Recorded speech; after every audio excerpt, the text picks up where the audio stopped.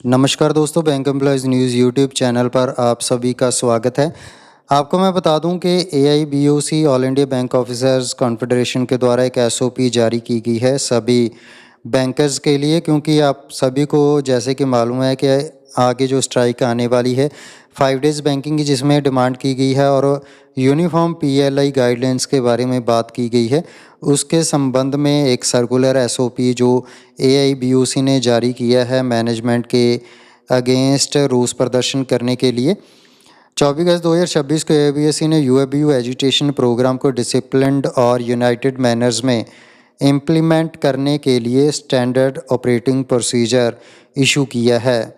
Simple language में अगर मैं बताऊं तो काम रूल्स के अकॉर्डिंग करो, extra unpaid unauthorised work avoid करने के लिए बोला गया है। सबसे पहला जो पॉइंट उन्होंने रखा है, work strictly as per rules and procedures.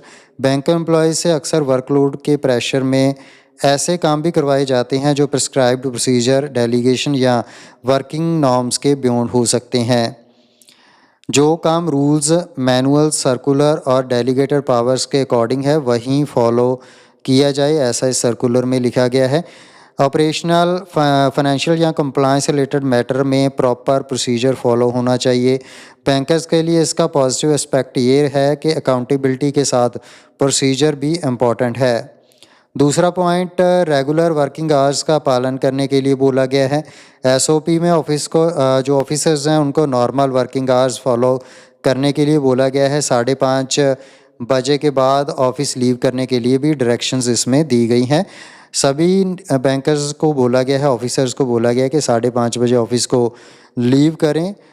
Banking sector में ये इशू काफ़ी इंपॉर्टेंट है आज के बैंकर्स के लिए। Customer service, CASA target, loan proposal, recovery, NPA followups, audit compliance, inspection queries, regulatory compliance, digital banking, इसके अलावा कैंपेन्स जैसे मल्टीपल रिस्पॉन्सिबिलिटी हैंडल जो बैंकर्स को करनी पड़ती है। इसलिए वर्किंग आवर्स के बाद कंटिन्यूस वर्क को नॉर्मल प्रैक्टिस नहीं बनाना चाहिए। वर्क लाइफ बैलेंस भी एक एम्प्लॉय राइट और जेन्युइन वर्क प्लेस कंसर्न है। जो इस एसओपी में 5:30 का टाइम बोला गया है, मैं ये कहता हूँ कि ये टाइम सभी ऑफिसर्स के लिए आगे भी इम्प्लीमेंट होना चाहिए। ये नहीं कि जब आप एजिटेशन कर रहे हैं तो तभी 5:30 का टाइम हो। फिक्स टाइम वर्किंग आवर्स जो हैं ऑफिसर्स के लिए जल्द से जल्द इम्प्लीमेंट यूनियंस को करवाने चाहिए। इसके अलावा सभी बैंकर्स जो ऑफिशियल व्हाट्सएप ग्रुप्स बनाए गए हैं उनको एग्ज़िट करने के लिए कहा जा रहा है। इसका बैकग्राउंड समझना इम्पॉर्टेंट है, क्योंकि जो व्हाट्सएप ग्रुप्स पे भी लोग घर पे भी बैठे होते हैं, तब भी मैसेज आते रहते हैं। कंटिन्यूस प्रेशर जो बनाने की कोशिश की जा रही है, लेट नाइट इंस्ट्रक्शन दी जाती हैं, अर्ली मॉर्निंग मैसेज आपको देखने को मिलेंगे। जैसे ही आप उठेंगे आपको व्हाट्सएप पे हायर अथॉरिटीज़ के मैसेज देखने को मिलेंगे। हॉलीडे असाइनमेंट्स दी जाएंगी, urgent data requirements, target related reminders आपको बार बार भेजे जाते हैं। इससे एम्प्लॉयज़ के ऑफिशियल वर्किंग टाइम और पर्सनल टाइम के बाउंड्री प्रैक्टिकल डिसअपीयर हो जाता है। चौथा पॉइंट है, बैंकिंग आवर्स के बाद ऑफिशियल फंक्शंस को अटेंड नहीं करना है। कोई भी बैंक का जो भी ऑफिशियल फंक्शन होगा उसको बैंकर्स को अटेंड नहीं करना है बैंकिंग के लिए। या ये भी एक इम्पॉर्टेंट पॉइंट है, बिकॉज ऑफिशियल मीटिंग्स, कैंपेन्स और फंक्शंस कई बार वर्किंग आवर्स के बाद भी एक्सटेंड हो जाते हैं, इसलिए इनको भी जो है अटेंड करने के लिए मना किया गया है।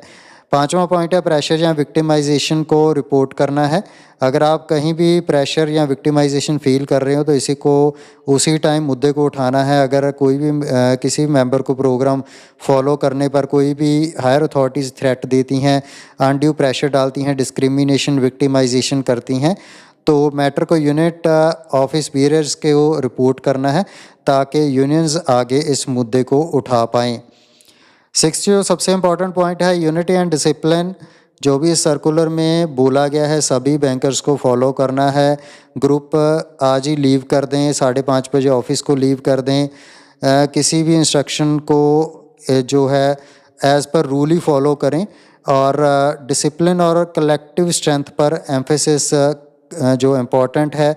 यूनिटी और डिसिप्लिन इस समय सभी ऑफिसर्स के लिए, बैंक एम्प्लॉयज़ के लिए इम्पॉर्टेंट पॉइंट है। ग्राउंड लेवल पर officers, clerical staff, branch employees, operation teams, back office staff सब मिलकर बैंकिंग सिस्टम को रन करते हैं। इसलिए इम्पॉर्टेंट इशू को कलेक्टिवली रेज़ करना सबके लिए इम्पॉर्टेंट है, तभी पीएलआई और 5 डेज़ जैसे मुद्दों को लेकर हम यूनिटी में अगर लड़ेंगे, अगर ग्रुप बना के लड़ेंगे तो कभी भी इसमें कामयाबी नहीं मिलेगी। 7वां पॉइंट है डिवीज़न स्कीम पर कंसर्न। यूनियन का आर्गूमेंट है कि अगर एम्प्लॉयज़ को इंडिविजुअल रैंकिंग इंसेंटिव के बेसिस पर डिवाइड किया जाता है तो इसका इम्पैक्ट फ्यूचर में posting, promotion, career progression, incentive, job security पर पड़ सकता है। आज जो सिस्टम इंसेंटिव डिसाइड करेगा, कल वही प्रमोशन और पोस्टिंग्स को इन्फ्लुएंस कर सकता है। इसलिए सभी को ये मैसेज एसओपी को फॉलो करना है। मैंने आप स्क्रीन पर भी देख रहे होंगे point wise SOP all India bank officers के द्वारा जो कॉन्फेडरेशन के द्वारा सर्कुलर जारी करके सभी बैंकर्स के लिए जारी की गई है। सभी पॉइंट्स को या इस वीडियो को अपने दोस्तों के साथ शेयर ज़रूर कर दें। सारी एसओपी फॉलो ज़रूर करें। मैं फिर से रिपीट कर रहा हूँ, तभी 5 डेज़ बैंकिंग के मुद्दों पर हम लड़ सकते हैं। इसके अलावा पीएलआई को लेकर हम लड़ सकते हैं, क्योंकि बहुत सारे बैंक्स ने स्केल 4 एंड अबव के लिए जो है पीएलआई रिलीज़ कर दी है। 50% से लेकर 100% पीएलआई सभी को दी जा रही है, लेकिन जो नीचे वाला स्टाफ है काम वो कर रहा है, लेकिन उनको जो पीएलआई सिर्फ 15 दिन 10 दिन ऐसे दी जाती है। इसलिए सभी को इस टाइम यूनिटी बनाकर लड़ने की ज़रूरत है। आज ही अपने व्हाट्सएप जो भी बैंकर्स के ग्रुप हैं उनको अनफॉलो कर दें, एग्ज़िट कर दें। इंस्ट्रक्शन को प्रॉपर जो है एज़ पर एसओपी फॉलो करें, एज़ पर सर्कुलर फॉलो करें और 5:30 बजे ऑफिस को लीव कर दें। ज़्यादा टारगेट अचीव करने की ज़रूरत नहीं है, क्योंकि हम अब काम कर रहे हैं, लेकिन जो इंसेंटिव है वो परफॉर्मेंस लिंक्ड इंसेंटिव है, वो स्केल 4 एंड अबव वाली जो मैनेजमेंट है वो गेन कर रही है। इसलिए आप सोच समझ कर काम करें। Thanks for watching. Video share करने के लिए आप सभी का धन्यवाद।